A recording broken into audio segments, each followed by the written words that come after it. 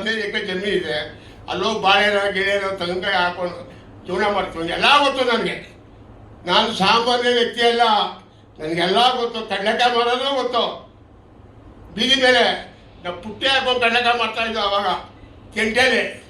ಕಡಲೆಕಾಯಿ ಕಡಲೆಕಾಯಿ ಕಡಲೆಕಾಯಿ ಅಂತ ಇದ್ದೆ, ಅದು ಗೊತ್ತು. ಬೆಲ್ಲ ಮಾಡೋದು ಗೊತ್ತು. ಜೀವನ ಮಾಡಲಿಕ್ಕೇನ್ರಿ ಮನ್ಸೂನ್ ಬೇಕಾಗಿರೋದು. ಬೆಳಗ್ಗೆ ಅಂತ 100 ರೂಪಾಯಿలో ಜೀವನ ಮಾಡ್ಬೋದು, ಕೋಟಿ ರೂಪಾಯಿలో ಜೀವನ ಮಾಡ್ಬೋದು. ಅದು ಜೀವನ. ಬದುಕಿದ್ರೆ ಸಾಕು. ದುಡ್ಡಿದ್ದ ಚಾಣಿಕೇನು 200 ವರ್ಷ 300 ವರ್ಷ ಇರ್ತಾರೇನ್ರಿ? ವೆಂಕಟೇಶ್ ಯಾವಾಗ ದೇವ್ರು ಬಾಗ್ತಾ ಇರ್ತಾನೆ, ನೀನು ಮಾಡೋದು ಸಾಕು, ಆಯ್ ಕರೀಂಗ್ ಅಂತಾನೆ. ಹೋಯ್ತಾ ಇರ್ಬೇಕು. ದೇವ್ರು ಗೊತ್ತಾಗಲ್ಲ ಹೆಂಗೆ ಹೋಯ್ತೀನಿ ಅಂತ. ಹೋಯ್ತಾ ಇರ್ಬೇಕು. ನನ್ನಿಂದ ಯಾರು ಕೇಳಬಾರ್ದು. ದೇವರು ನಮಗೆ ಕಲಿಸಿರೋದು ಒಳ್ಳೇದು ಮಾಡು, ಇನ್ನೊಬ್ರು ಕೆಟ್ಟದ್ದು ಮಾಡು. ನಿನ್ನ ಕೈಲಾದ ಒಳ್ಳೇದು ಮಾಡು.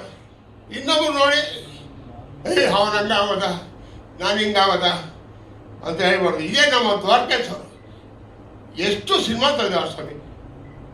ಅವ್ರ ಗತಿ ಏನಾಗಿದೆ ಇವತ್ತು ನೋಡಿ. ಅವನೊಬ್ಬ ಪುಣ್ಯಾತ್ಮ.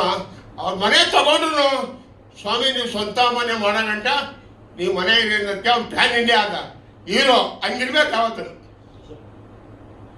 ಈ ಸೊಸೈಟಿ ಪ್ಯಾನ್ ಇಂಡಿಯಾ ಆದ. ಅದು ಹೊಟ್ಟೆವರೆಗೂ ಸಾಯ್ತಾ ಇದ್ರೆ ಅವರೇ ಸಾಯ್ಬೇಕು. ಒಳ್ಳೆತನ ಇದ್ರೆ ದೇವ್ರು ಕಾಪಾಡ್ತಾರಂತೆ ಯಾವತ್ತು. ಆಮೇಲೆ ವೆಂಕಟೇಶ್ ನಿಮ್ಮ ಬ್ರಾಹ್ಮಣರು ನಿಮ್ಗೆಲ್ಲ ಗೊತ್ತು. ಇವಾಗ ಬ್ರಾಹ್ಮಣರು ತುಂಬ ವರ್ಷ ಇರ್ತಾರೆ ಅಂದರೆ ಕಾರಣ ನೀವು ಊಟ ಮಾಡೋದು 1 ಗಂಟೆ. ಯಾಕೇಳಿ ಚೆನ್ನಾಗಿ ತಿಂದು ಅಗದು ಹೋಗೋದೇ ಅಲ್ಗೋಗ್ಬೇಕು. ಯಾಕೆಂದ್ರೆ ನೀವು ರಿಸ್ಕ್ ತಗೊಳ್ಳಲ್ಲ. ಸ್ವಾಮಿ ಅವರಪ್ಪ ಅವರು ನನಗೆ ಗುರುಗಳು. ಚಿಕ್ಕಪ್ಪ ಅವ್ರ ಗುರುಗಳು.